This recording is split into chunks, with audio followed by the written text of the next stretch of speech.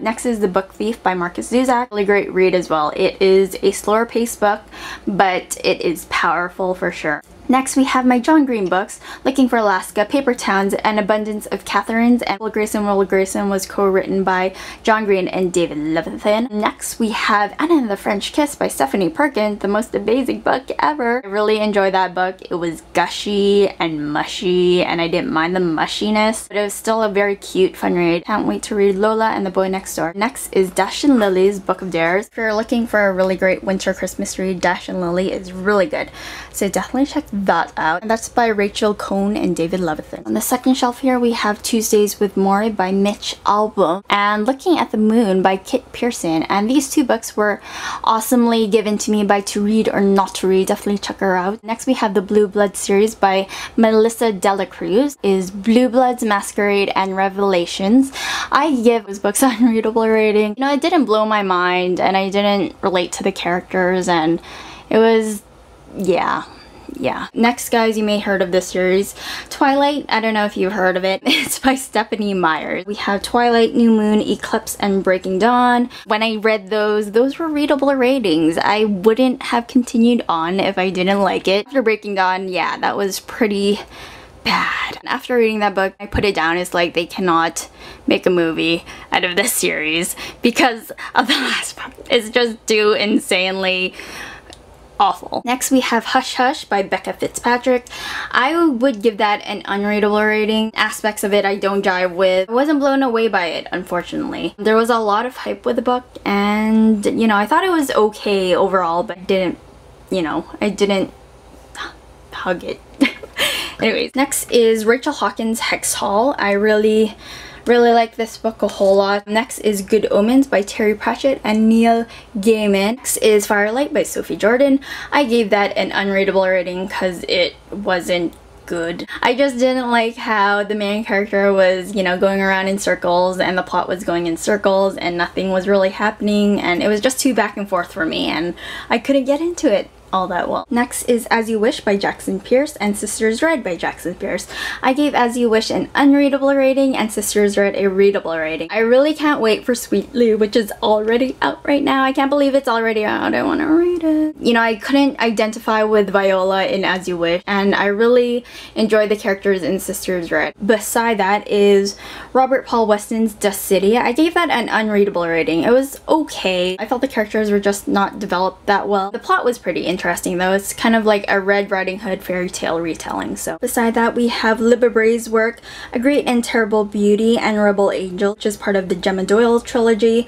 I have yet to read A Sweet Far Thing, which is the last book in the series. Beside that is Going Bovine by Libba Bray. It's a contemporary read. It is off the wall wacky. I gave that a readable rating. I don't know if it'll be for everyone. It's definitely weird. It's about a kid who has a terminal illness and he has to get through it, and he goes on a little road trip adventure to save his life. Beside that is Neil Gaiman's The Graveyard Book. I gave that a readable rating. I really like the storytelling and the plot of the book. It was really great. Beside that is Pittacus Lure's I Am Number 4. I give this an unreadable rating because of the mush of the romance. It was just too much and too cheesy for me. Beside that we have Rick Riordan's Percy Jackson and the Olympian series, The Lightning Thief, The Sea Monster, The Titan's Curse, The Battle of the Labyrinth, and The Last Olympian. I really enjoy this series a whole lot. Definitely check that out if you like Rick Riordan or like just really great adventure books. Next we have Poison Study by Murray V. Snyder, and I received this book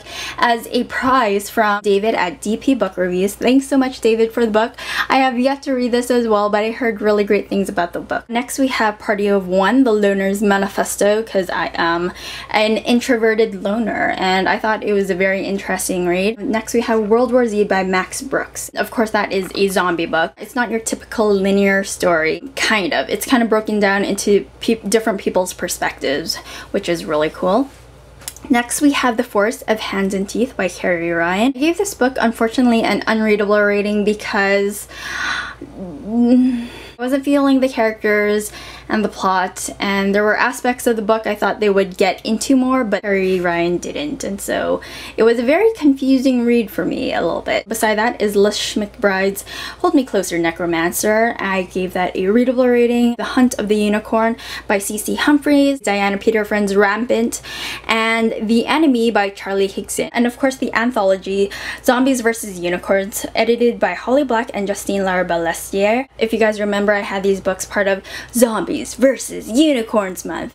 Alright, so next we have my movie shelf. You know, I wish I had more movies, but this is what I have. I want more, a lot more. So this side is kind of the Disney animated anime shelf. First we have Ouran High School Host Club, the anime. Did you guys know there's a live action Ouran High School Host Club? It is so adorable and cute. Next we have Eden of the East, and that is another anime series I really liked. I wanted more though. I wanted more episodes and more character development.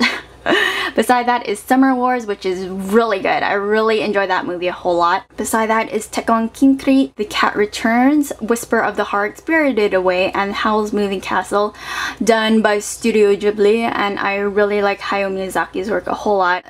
Spirited Away is one of my favorite all-time movies, just not in the animated genre, just in general, one of my favorites. Next we have Disney, of course. We have The Little Mermaid, Beauty and the Beast, The Lion King, Aladdin, Mulan, Hercules, Lilo and Stitch, and The Princess Frog. I just love these movies. These movies rock my socks, and I love the songs and everything. Next we have Kung Fu Panda, Ice Age. I really like the first one more than the second one. Beside that is Harry Potter and the Prisoner of Azkaban. This is probably my favorite Harry Potter movie. That's why I only have that one DVD.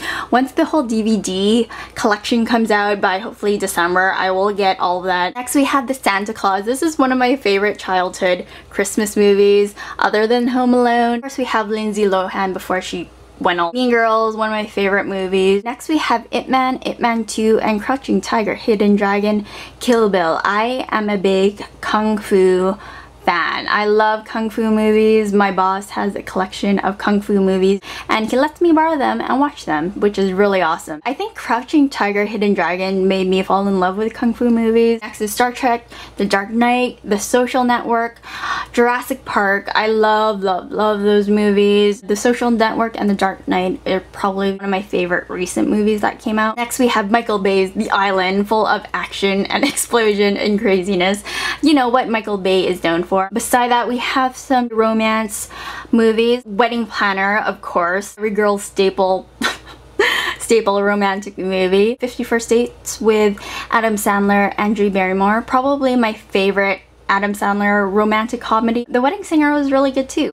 Next we have The Devil Wears Prada with Anne Hathaway. I really enjoyed that movie a whole lot. Beside that we have Paper Heart, which is kind of like a mockumentary with Charlene Yi and Michael Cera. Beside that, 500 Days of Summer with Zooey Deschanel and Joseph Gordon-Levitt. I love Joseph Gordon-Levitt. He is awesome, and this movie is so good, guys. You have to check it out. Beside that is I Love You Man with Paul Rudd and Jason Segel. Next we have The Hangover, which I really enjoyed. You just have to watch it. Beside that is Shaun of the Dead. I really love Simon Pegg and Nick Frost. You know, I think I might like Hot Fuzz a bit better, but I, for some reason, don't have that movie, and I need to get it. We have some TV series. We have The Big Bang Theory, the first, second, and third season. You know, to be honest, I'm not liking all of the women who are, you know, crowding up the episodes in the fourth season. I like it with the guys and their geeky craziness. Next we have Community, which I really like, guys. If you haven't watched that,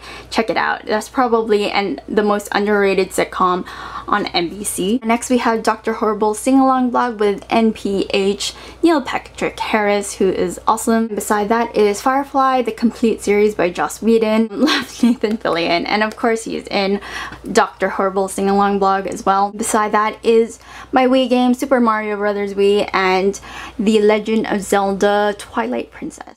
Butterfly in the sky, I can go twice as high. Take a look, it's in a book.